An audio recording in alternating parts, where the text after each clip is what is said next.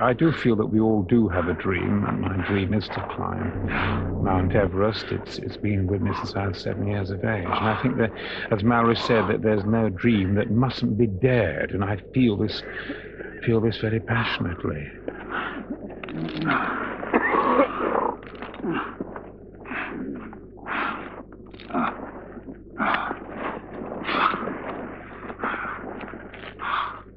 It means more to me than acting or anything. It makes me realize that when I was a child, what I loved most in life was adventure. And when I read about these people on the northern side in the Hotspur comic, it's never left my soul. I must go where they went. I must follow their route. I must go where Mallory went.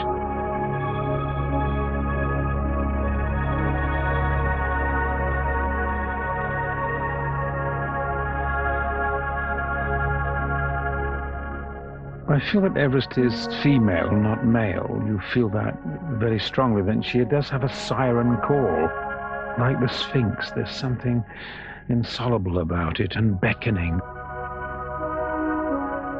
I shan't rest, I don't feel, until I've got to its summit.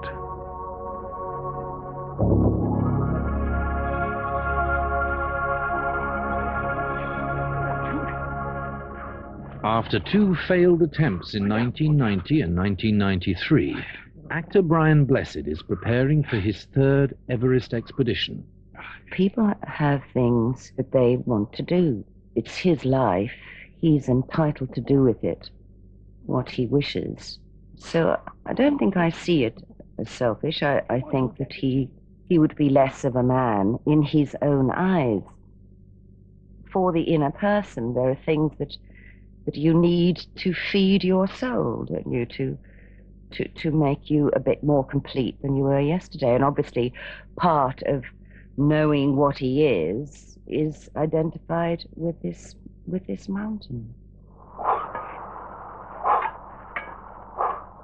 Doctors and experts tell me it is absolutely impossible that a man my size can climb Mount Everest with oxygen or without. And I said, to hell with that. To hell with that. I will not be restricted. I won't take it. For God's sake, I've been paying bloody insurance since I was 14 years of age. You know, and then the coffin's ready, insurance policies, you know, and then death duties, and they put you in the coffin, and when you get older, don't make so much trouble, die peacefully like they want my father to do, my mother to do. To hell with that. I'm going to live. Brian has joined an expedition organized by a UK company that specializes in high-altitude mountaineering. Having flown to Nepal, the team drive into Tibet for the 300-mile journey to Everest Base Camp. 12 Sherpas travel with them to assist the climb.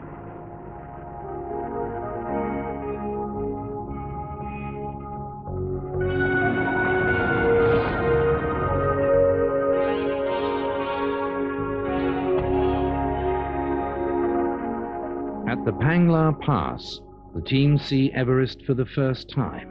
At over 29,000 feet, it dominates the skyline, even though it's still 40 miles away. Their objective is the vast north face.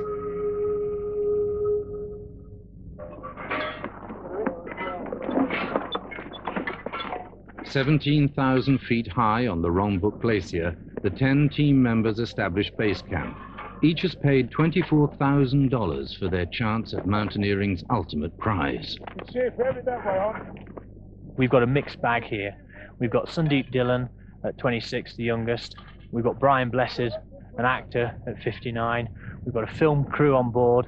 We've got Al Hinks, the most experienced high-altitude mountaineer in Britain. We've got a whole mixed bag. Yeah. The fact that people have paid to come on this expedition makes no difference to me whatsoever. I'll make decisions according to what the mountain dictates. We got no pigs. Breathy. 17,000 feet.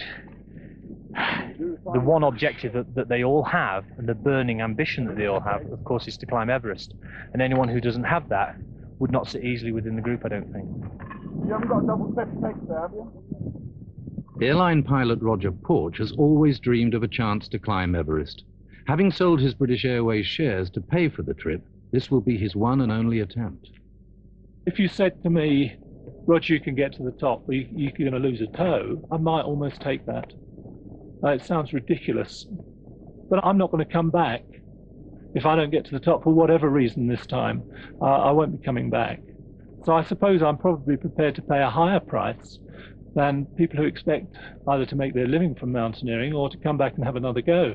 Something's not worth even a little finger, not even a teensy-weensy little finger for me, or a little toe. And a lot of people say, I don't mind losing a toe or a finger for something, but not for me. I want to get back in one piece. One of Britain's most experienced climbers, Alan Hinks, has tried to climb Everest twice before and failed on both occasions. I've been on expeditions to about 14 of the 8,000ers now, and I almost feel as I should try and climb them all, having climbed, what, 5 of them now. And I would like to climb Everest anyway. It is the highest, let's face it, so it'd be nice to knock it off. Actually, I want to film on the top. So I filmed on the top of K2 last year, and I want to film Brian on the top if possible. Under the guidance of the expedition leader, the Sherpas will establish the high camps and carry oxygen and food for the team members.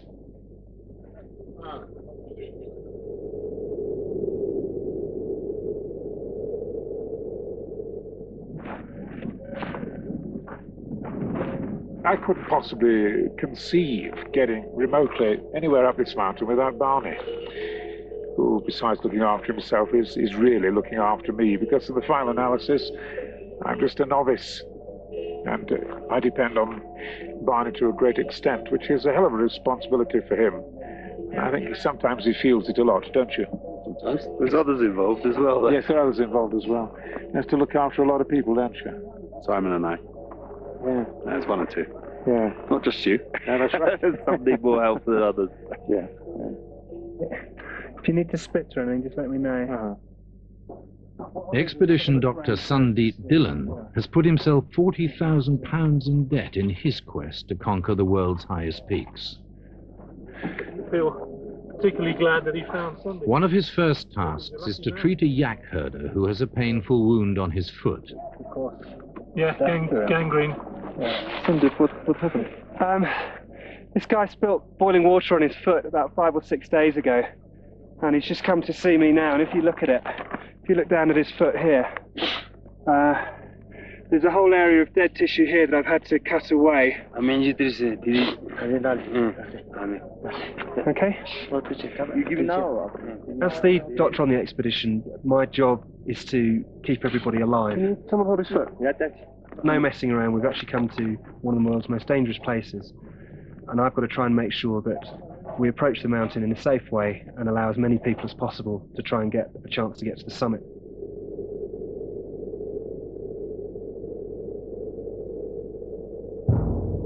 Over the years, Everest has claimed the lives of more than 140 climbers. There's a flat area of moraine by base camp which has around 15-20 cairns as memorials to people who've died on Everest. And visiting that was quite a moving experience.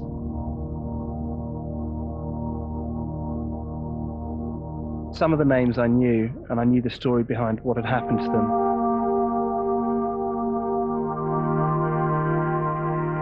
And perhaps that was, in some ways, easier to deal with. That was more of a pilgrimage. What was harder was the other names, the people that you didn't know. And you wondered, what their story was, what had happened, why had they died? Were they foolish and had they made mistakes, or were they top-class mountaineers who had been caught out on Everest?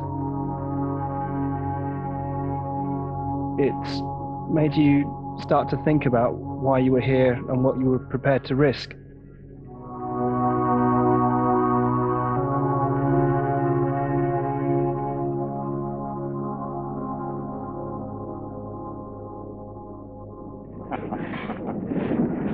We ask your blessings, Mount Everest.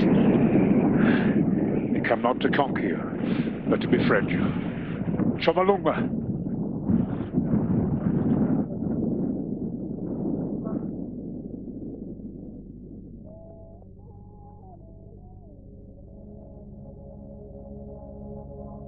With a team of yaks to carry the tons of equipment, the expedition sets out for the 17-mile trek up the Rongbuk Glacier.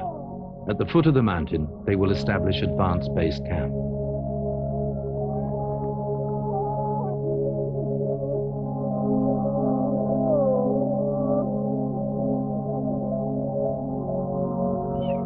Sometimes I feel optimistic, and then suddenly I die inside.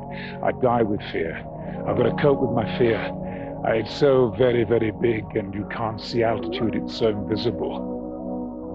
It's a tremendous, awesome, monstrous mountain.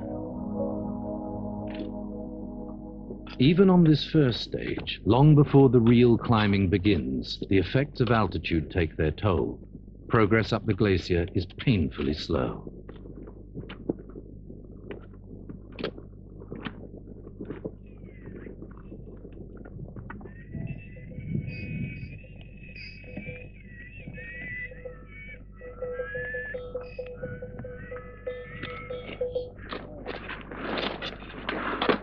You'll probably stay stuck in for a while. Sorry, fellas, I can't go any faster. All right, Brian. Well, you might as well see me as weak as a baby. We've just come up the Golden Highway, the East Rongbuk Glacier. We're about 20,000 feet. It always happens to me. I find it hateful. I've hated every minute of it. I suppose one's got to smile. It reminds me that I'm 59 and I'm not a young man anymore. Finally, the expedition reaches advanced base camp, 8,000 feet below the summit at the foot of the North Col.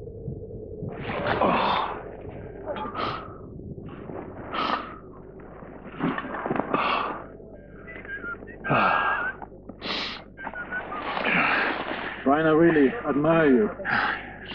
You're my hero, number one. You're very sweet. I'm absolutely hopeless. I'm helpless. In 4 weeks, I'll be better. I'll acclimatize. But this is my lowest. I mean, I just feel as if I can't raise a bloody finger. You've got a strong will. You'll be all right, Brian. Yeah. There are 13 other expeditions at the camp, with teams from India and Japan. All of them are preparing to attempt the North Face.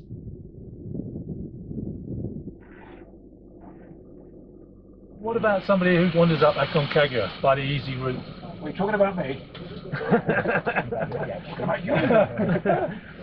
You're not having a go at me, fellas, are you? Protect me, leader. Yeah, Aconcagua. You making out I'm a novice? Is that what you're saying? Who else has climbed Aconcagua? You've got more experience than the rest of us. Yeah, a couple of us. Yes, I'm very experienced. I'm very. Actually, You climbed it's well. true. Yes, I've been to Everest. This is my third. This is my third attempt on the mighty mountain. I'm very experienced indeed. You can see it from my body. I'm actually. You can see I'm a gifted mountaineer. That my body is made for mountaineering. Would you say that? The reading of the list. Most of this is self-evident because you've got it on by now, but I'll read it anyway. Boots, gaiters or over boots. Just get my breath. It's hard work reading. Crampons. In your bag. Water bottle. Brian is 59 years old, and for a 59-year-old, he's very fit. Having said that, he's overweight. And every sort of pound of extra flesh that he's carrying is tissue that needs oxygen, so it's putting a higher stress on his lungs. Lip salve. Sleeping bag and carry mat. Lunch. Yeah, everyone pick up some chocolate bars. Toilet paper, film, camera. Timings. We'll leave in 5 minutes. Well, Sandeep. Yeah. So for the North Col. Have you got a life on? Got it off. It's going to be good, actually. I'm quite nervous. Yeah. I'm nervous, but excited. Yeah, no, everyone's nervous. There's a couple of fellas heading Oh, out. it's it's an old fossil. Got a light on it. Yeah, millions of years old, that ice. It'll be nice to get up there, see. Yeah, that's right. See the rest of the route. That's right. Find out what's going on. If I get up, I'll be the oldest man ever to climb the North Col.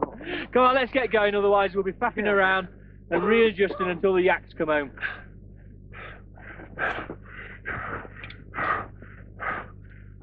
A 1,500-foot wall of ice, the North Col, is the first real test for Brian and the expedition.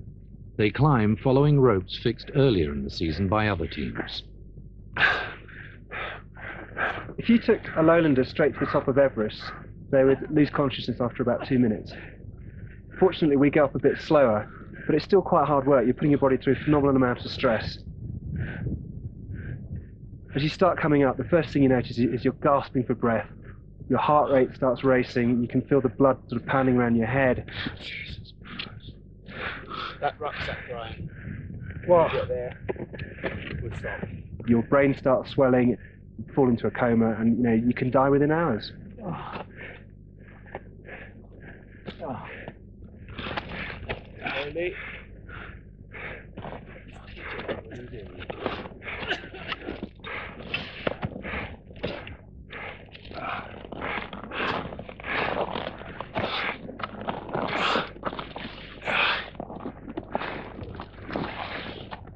People at home have this very glamorous image of climbing.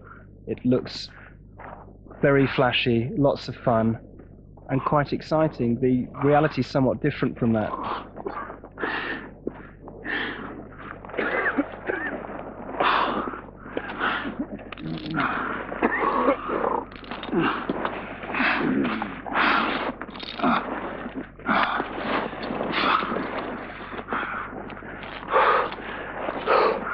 I was all right, Brian. Try and quick, Simon. Need to tell me to carry my bag. Yeah. I think we'll do it. Yeah.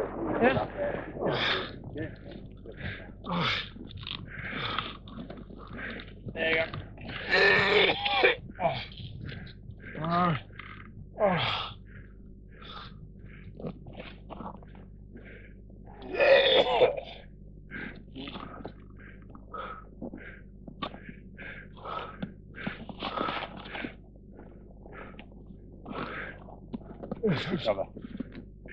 I guess I'm dying.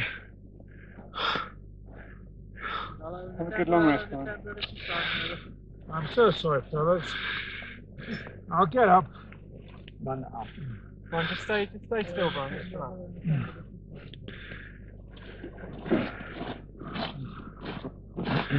Oh, Right. we're not far away again. From the hole, bloody hell. About a quarter of the way up. Is that all? Yeah. Quarter of the way.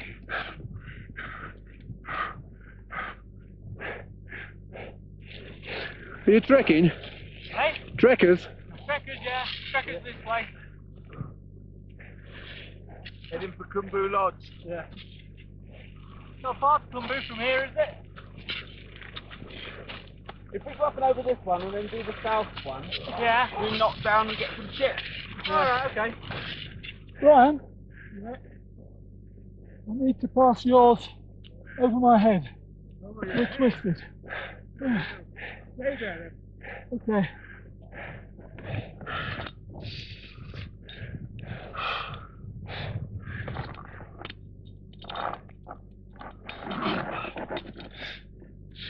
One of the great things about expeditions, and particularly those to high altitude, is the fact that everyone's reduced to a sort of common low point.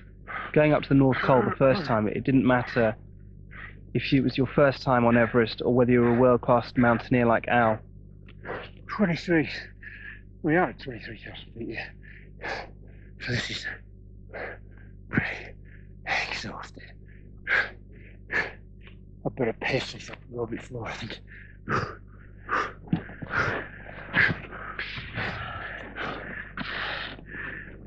After an 8-hour climb, the team reached the col at 23,000 feet.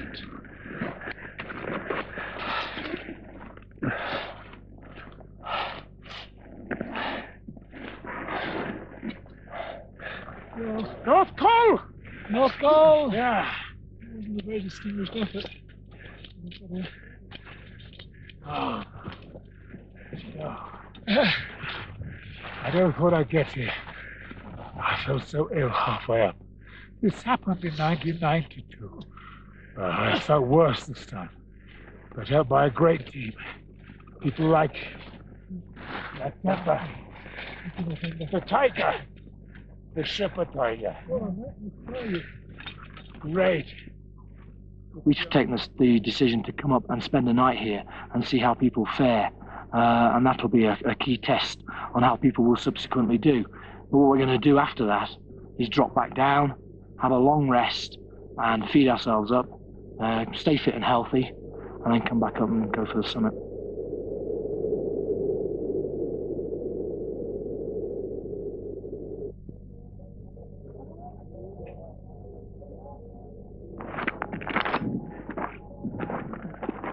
Prior to their Everest summit attempt, the team rest for 9 days at base camp. They will only leave when the weather conditions are judged to be right.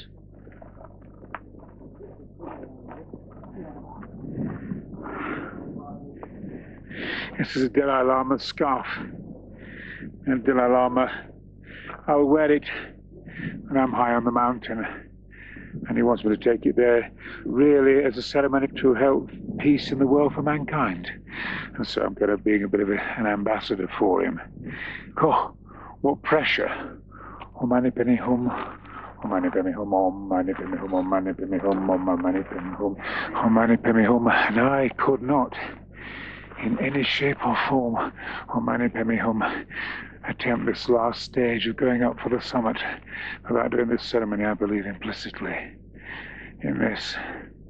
I am a man of my age. I need all the prayers in the world. I look at that, it's so colossal. And I'm out, so today I just cannot stop being terrified. 3 days later, the team reach advanced base camp, but are delayed by an unexpected storm. It's really miserable here at advanced base camp at the moment. Really bad weather. You can hear the wind ripping into the tent. Take the tent away, I think. Hold on to it. And it's horrendous here, and the food leaves something to be desired as well, to say the least. So we're not sort of stoking ourselves up with the carbohydrate we should be. But everyone still seems to be in fairly high spirits. We need this wind to drop for long enough for us to get up there and do some filming and get to the top without frostbite and get back down.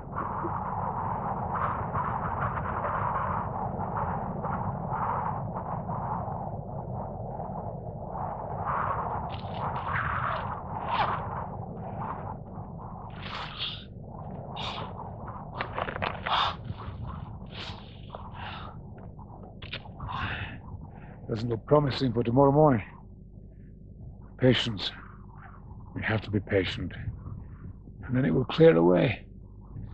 Patience. Bad weather, good weather. You go with it. But it looks bad.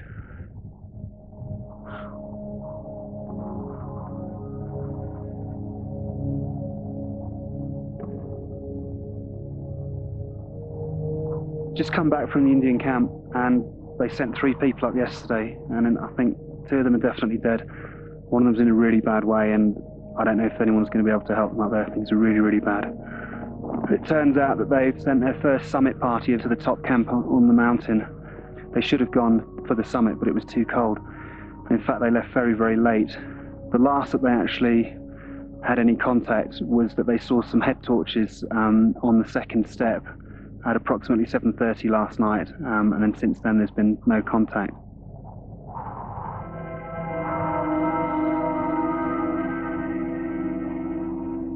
We accepted that people would probably die on Everest this year, which meant they would die whilst we were here.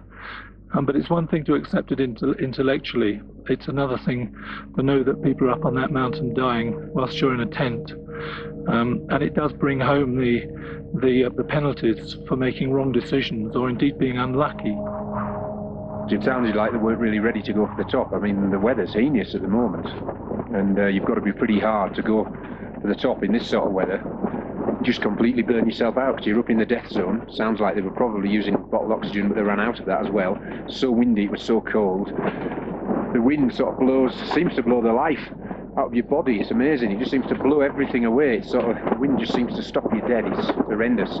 And they just get more and more exhausted, and they probably didn't leave they obviously didn't leave enough in reserve to get back. I think they were just determined, brave guys. They had a bit more bravery than sense, probably. 2 days later, the surviving Indian climbers returned to advanced base camp, devastated by the deaths of their fellow climbers. It has really scared me. to hell. I mean, I think we're all knocked out. We're all scared to death. We've got to pass those bodies. And I think it's awful. The last stage of this mountain, as we approach its summit, I'm approaching it with deep respect, knowing just how very dangerous it can be.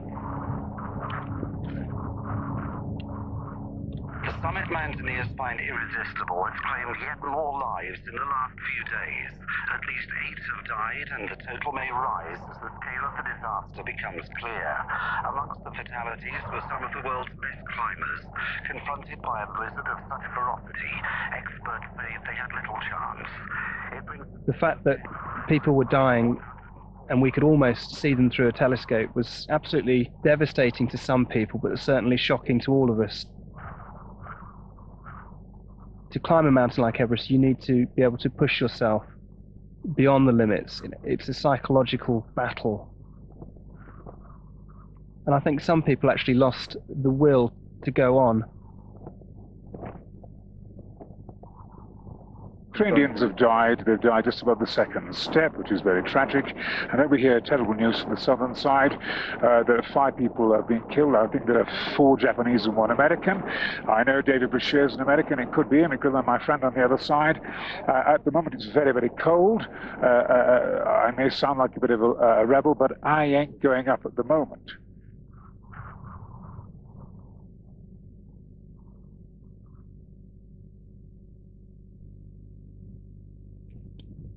The storm passes and weather conditions improve. For the second time, Brian and the team tackle the North Col. Better acclimatized now, they make much faster progress than before. If all goes well, they could be on the summit in 3 days.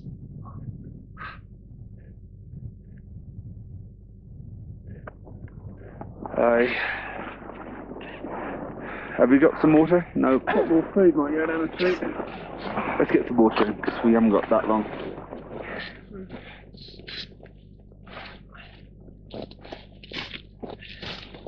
You got my hat there, Terry? Yeah, it's safe.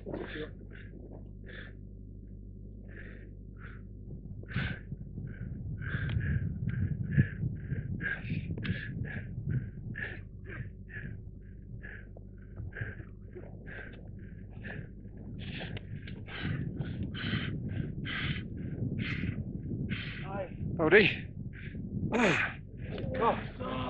Yeah, well done, Brian. Nice one. Nice one. Nice one.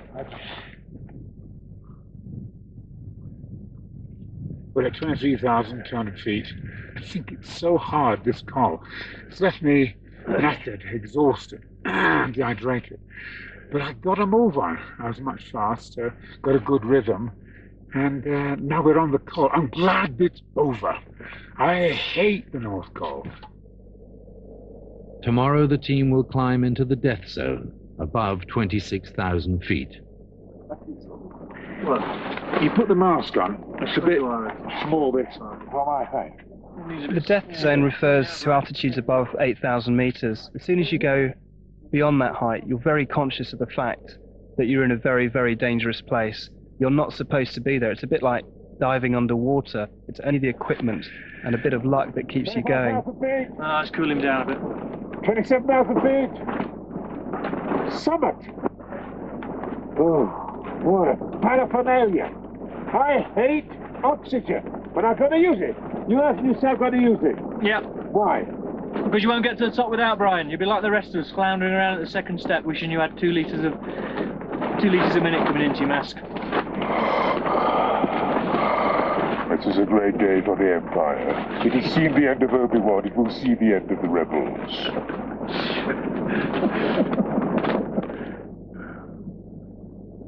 Today, Brian must complete a 3,000-foot climb up the North Ridge at extreme altitude. It is essential they move quickly. Ahead are 2 more camps, Camp 5 and Camp 6 at 27,000 feet.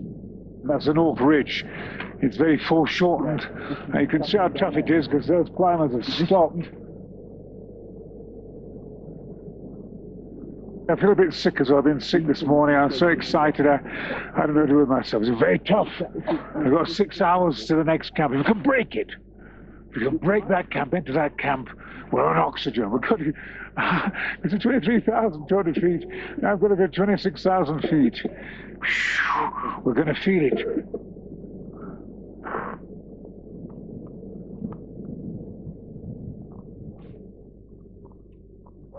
From now on, Barney's duty of care takes on a life and death importance. Trying to stand up for my please. Brian puts on his down suit for the first time. Temperatures on the ridge could be as low as minus 35 degrees. The summit is still over 6,000 feet and 3 climbing days away. They're about to cross the invisible line into the death zone.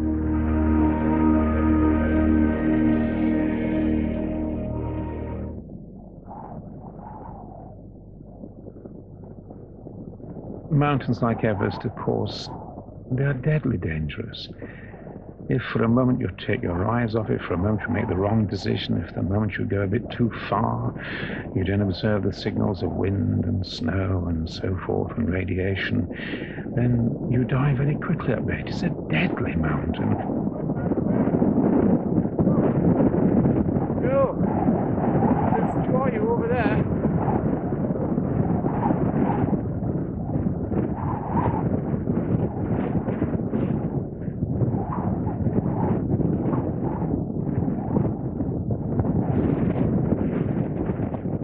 Barney is now becoming seriously concerned. Weakened by the altitude, Brian is getting slower and slower. Even more worrying, the wind is increasing and now blows a deadly plume of ice crystals off the ridge above them.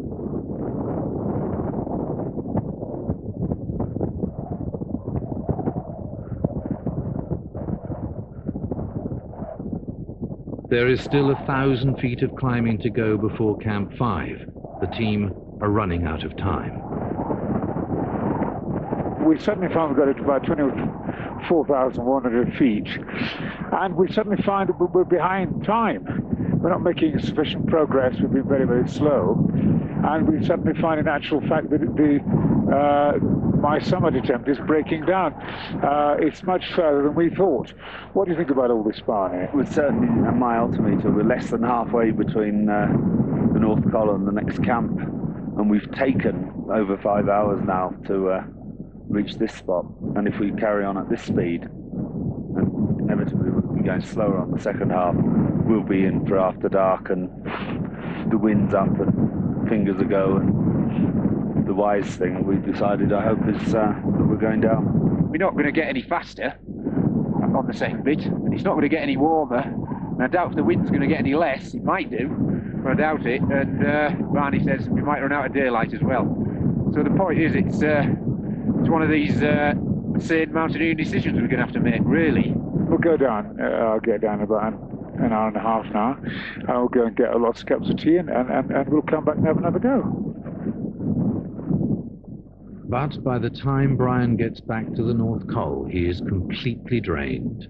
The team now realize that his summit attempt is over. Oh, sure, Barney.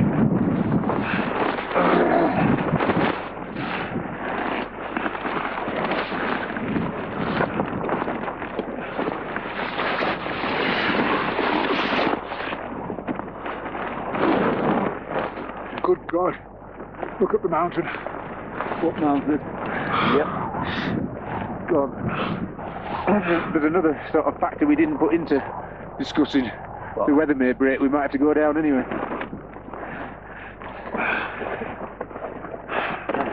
Not really.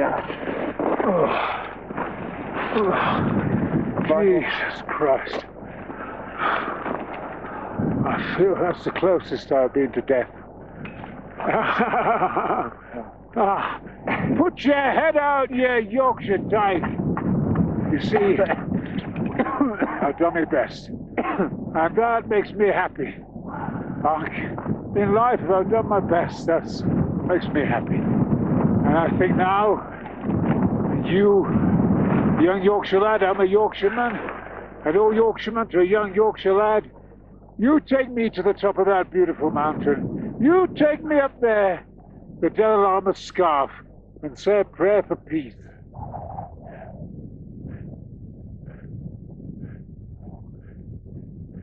Meanwhile, the rest of the expedition complete the North Ridge and reach Camp 5.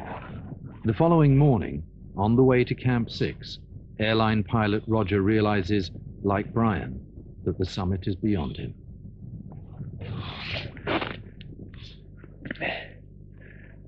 Sandeep and Simon battle on into the death zone, but high winds stop their summit bid. When they return to Camp 6, they find an Austrian climber has died in his tent from acute mountain sickness. Only 2 days before he died, the same climber was on the North Ridge just in front of Brian and Barney and moving at the same slow speed. When Brian's team decided it was too risky to continue, the Austrian made the fatal decision to carry on in his bid for the summit.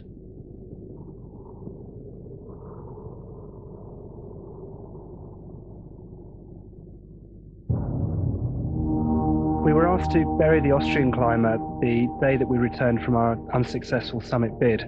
His wife called up on the radio and asked that we buried him. We collapsed the tent on top of him, and Simon made a simple cross from the tent poles.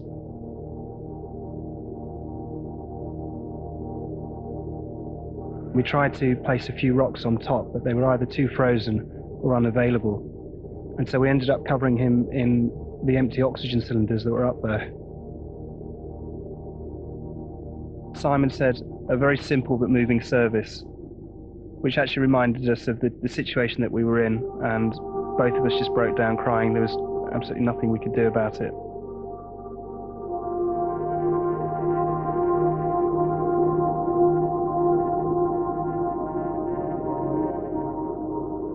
For the moment, Everest has proved unassailable for the British team, and 10 climbers have now died on its slopes in the last 2 weeks.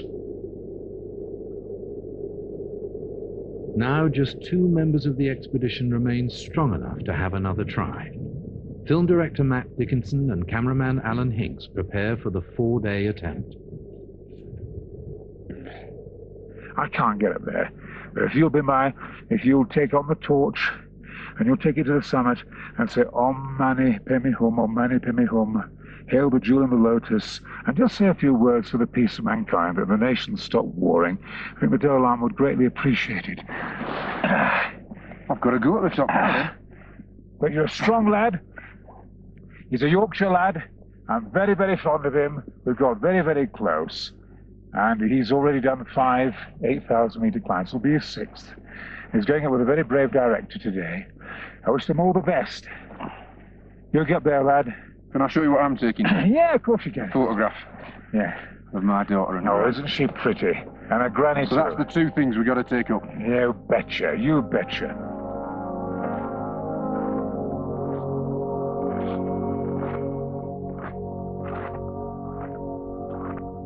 I felt a certain amount of shame.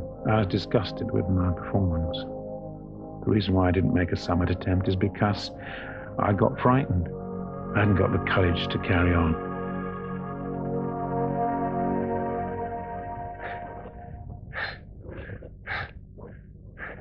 Along with the 3 Sherpas who help carry oxygen equipment and camera gear, Matt Dickinson and Alan Hinks continue the climb.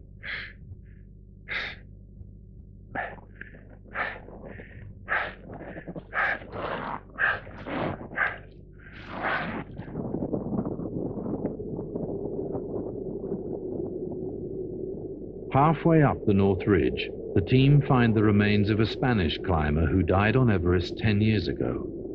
Like most of those who die on Everest slopes, his remains are too high on the mountain to be retrieved. This will be his grave forever.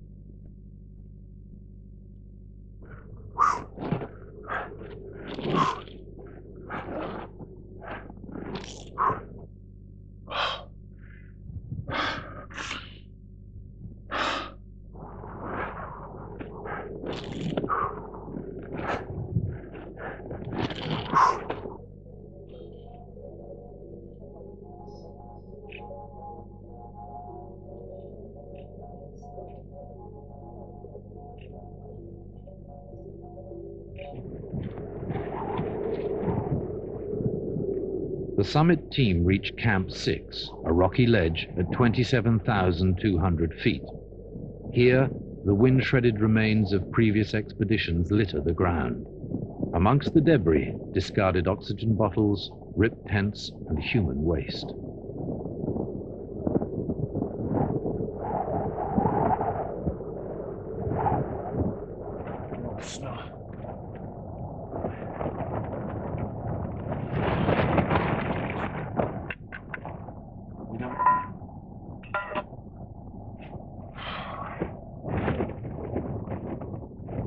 Up here you need to get about, we're supposed to get, what is it, 2,000 calories or something inside you?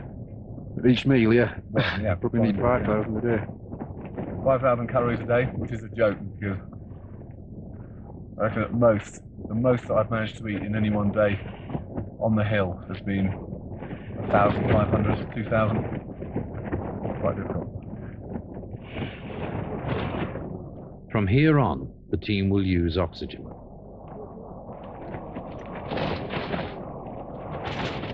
At this altitude, the air contains just 1/3 of the oxygen at sea level.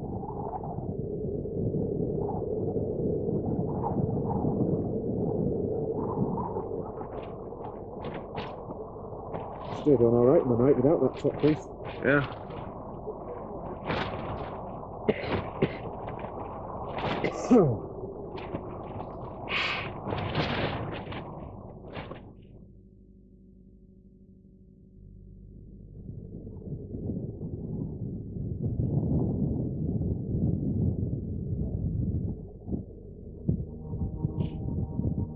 Leaving Camp 6 at 2:30 in the morning, Matt, Alan, and the 3 Sherpas climbed through the night up the rock cliffs of the north face, reaching the ridge at dawn.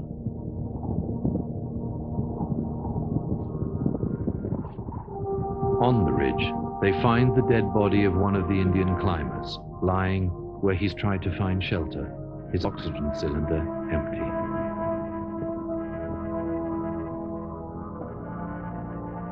The summit is still 5 hours away. Back at base camp, the team wait anxiously for news. It's a moment for those who had to give up, to reflect on what might have been. It was very depressing when Simon and I had to turn back. I knew as soon as he said it really that I would have to go by his decision, but I still was looking for excuses to carry on. I'd spent years in this quest, lots of money, lots of effort, struggled with employers, bank managers, everything to try and get this to happen. Yet at the back of my mind was the fact that 10 people at least have died in the 6 or 7 or 8 weeks that we've been here. And you can't justify that, however much it was painful. I knew that we had to turn back. You do feel cheated, I think, in a way. But I suppose our Sirdar was just very calm, and he just sort of said God's very powerful. One day he kills people, other days he lets people to the top.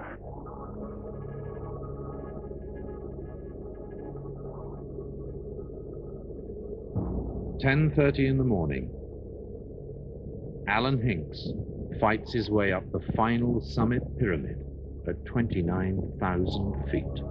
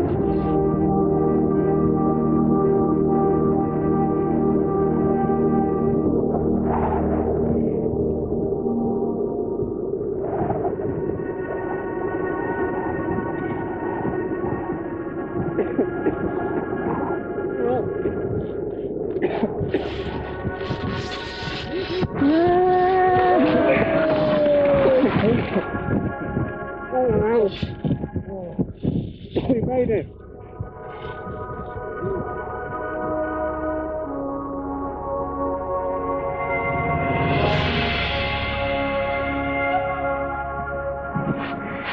Okay, Brian, I'm on the summit. Over.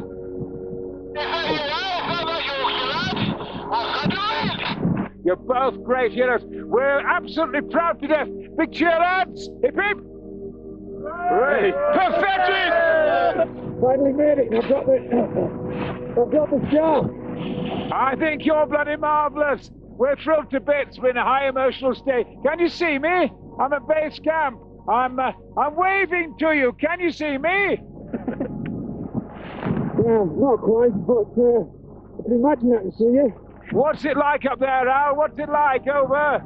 It's unbelievable. Finally on top of the world. But it's got the usual cloud on the one side. You can probably see that stream of cloud coming up. You're not going to stay here much longer. I'm going to put this scarf on this pole on the summit.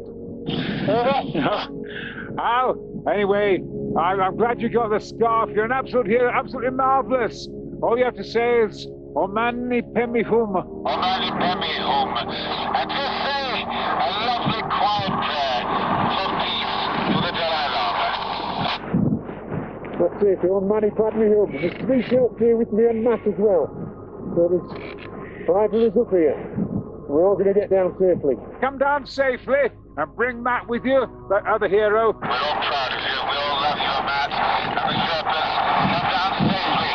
Take your time. Don't spend too much time on the summit. I'm going to go to the cairn now. We're very proud of you. This is the special scarf that Brian's given in Dharamsala. I believe by the man himself. The money padme hum.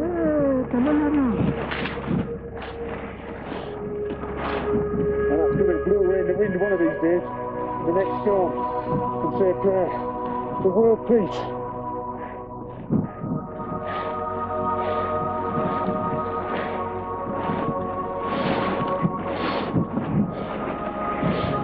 How else you doing?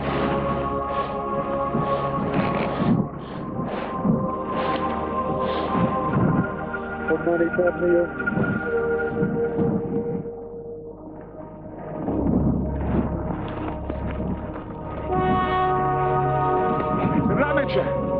It's a lamature.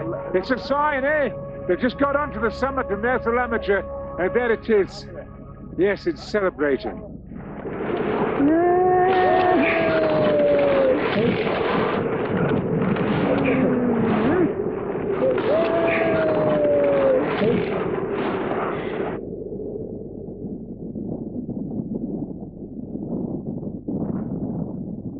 I'm sitting here by the memorial cairn of George Lee Mallory and Andrew Worthing. You know, it's strange that you two lads are up there having performed so brilliantly. And yet, I'm not sad that I'm with you. That's a surprising statement, but I've not been that full of enthusiasm about getting up to the summit. You see, it dawned on me the other day at base camp. Why? Deep in my subconscious, this side, I don't want to climb higher than my hero. I think something would die within me. So, psychologically, I've been reluctant. So please forgive me, young man. And please, Alan, as well, that I'm not alongside you. I am in spirit. What you've done is wonderful. What a great privilege to climb such a great mountain. And why have you climbed it? As Mallory said, of course, because it's there.